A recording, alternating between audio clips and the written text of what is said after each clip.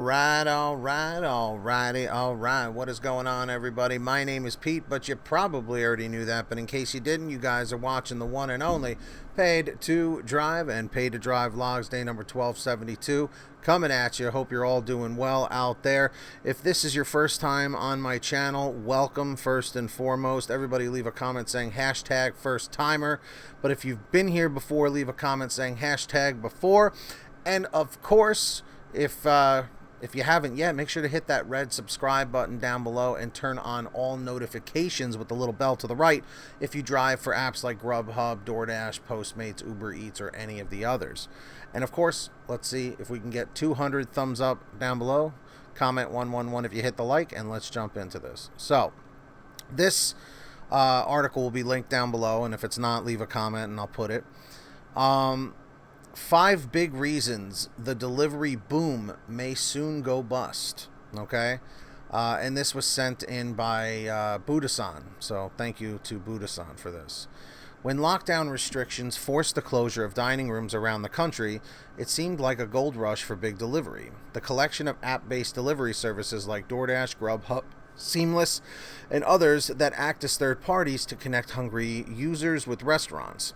Restaurant owners desperate for revenue had no choice but to turn to them. Customers stuck at home went from standing in line to ordering online. The act even took on something like a moral imperative, as customers were told delivery could save the industry. In reality, what looked like a delivery boom now seems more like a delivery bust in disguise. DoorDash and GrubHub both owned up to losing $155.9 million and $145 million, respectively, last year.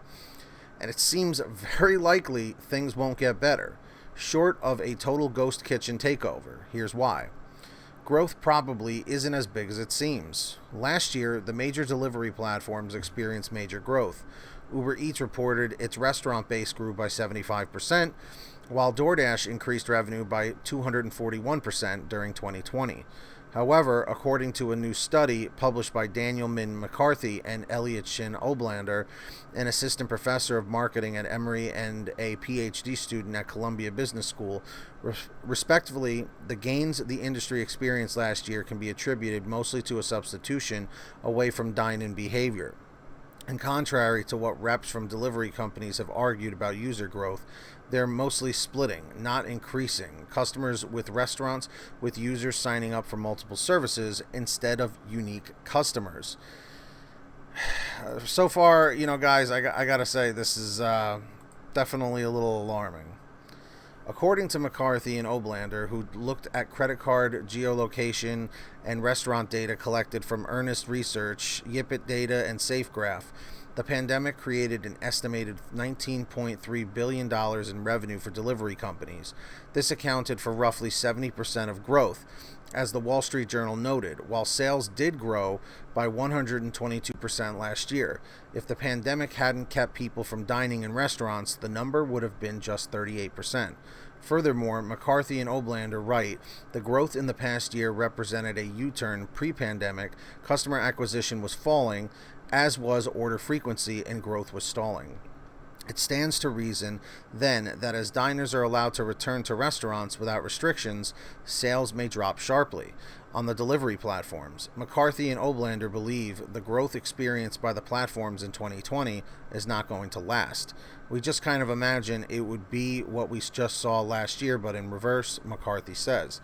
Still, the authors offer to caveat that delivery companies may benefit from some behavioral changes, including an increase in both long-term remote work and consumers who have gotten used to ordering delivery. I think that there's a segment of people who had never tried delivery before that now have been exposed, so you kind of pulled forward some of that demand, McCarthy says, before cautioning that delivery is not going to be viewed as some sort of a patriotic service to the country or something when we return to business as usual. Regulators are eyeing the service's most controversial tactic. For years, restaurant owners have complained about the apps listing their businesses without consent, creating fake websites that appear to be run by the businesses, and other practices critics have called predatory.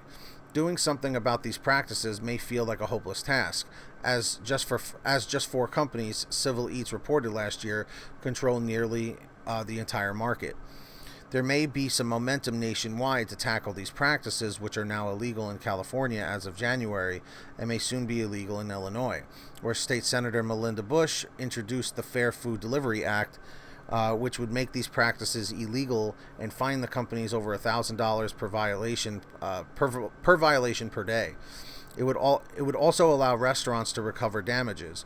The bill passed through the state Senate and is awaiting a vote in the House, while similar bills have been introduced in Rhode Island and New York. Listing businesses without consent has been critical to the platform's expansion, and these practices are one way the companies drive up sales. GrubHub alone made 23,000 websites that appeared to be operated by restaurant owners and listed alternative phone numbers that were created by GrubHub.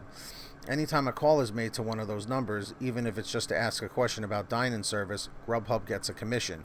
Now, I'm not sure if a lot of you guys knew about this or not, but this is a really major issue. I don't know if you guys remember a lot of these problems, but let's face it, you know, the gig economy has been bittersweet. I think we can all agree with that, okay?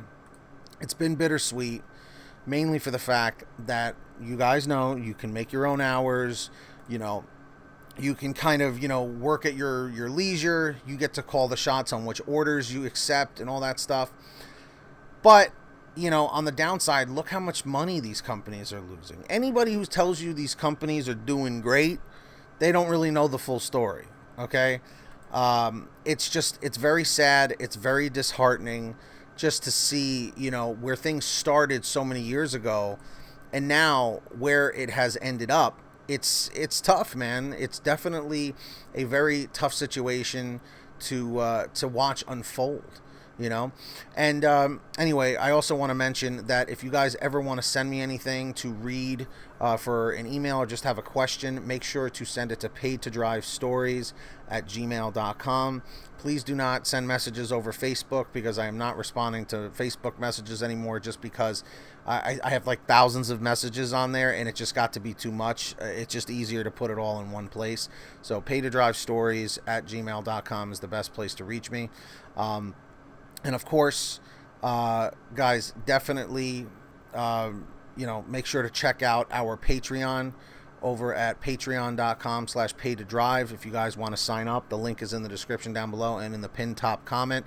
I'm going to shout out everybody who's on here. So anyone who signs up, you get shout outs and all that good stuff. So when you hear your name called, say, "Hey, Pete, I heard my name." We got Brian Pomeroy, Brian Richardson, Heidi Barnes, Kurt Paul, Serena Siddiqui, Tulsa Todd, William Boudreau, Alan G. Van Horn, Drew Hanor, Fernando Carranza, Frank Haviland, Fresh One, Jason Casta, Justin Case, Katie Coppin, Lulu Laura, Natalie Mosley, Sarah Keston, Scott Freisner, Sherry Cassidy, Stephen Neely, T. Breeze, Ginny Thomas, Matt Epperson, Nick G., Terrence Pacheco, and Valerie Brown. Huge shout out to them. Really, really appreciate that. Yeah, make sure to sign up down below if you haven't done that yet, and all that good stuff. And of course, everybody, you know what I'm going to say next. Make sure to download the Get Upside Gas app. Very important that you guys download that. It's a great app to save money on gas. Gas prices have been going up, so make sure to use it. Links in the description down below. All you do is you pump your gas, you print out your receipt, take a picture of your receipt with the Get Upside Gas app, and within 48 hours or so, you'll get anywhere from 15 cents to 45 cents a gallon back, which is pretty fantastic. And if a friend or family member signs up using your code, you'll get paid every time they pump gas. It's called Get Upside. Links in the description. And of course, everybody, check out paidtodrivestore.com for t-shirts, hoodies, and goodies. Paidtodrivestore.com. Everything's on sale. And I don't know, that's basically all I got. If you guys subscribe with all notifications on, hit that like button, and until next time, get that money, get that honey, keep hustling, keep bustling, and we'll see you all next time right here on Paid to Drive and Paid to Drive Vlogs. Enjoy your day. Tell me what you're doing. Are you spending time with friends and family? Are you working? Let me know. And that's all I got for you. I'll see you on the next one, everybody. Peace.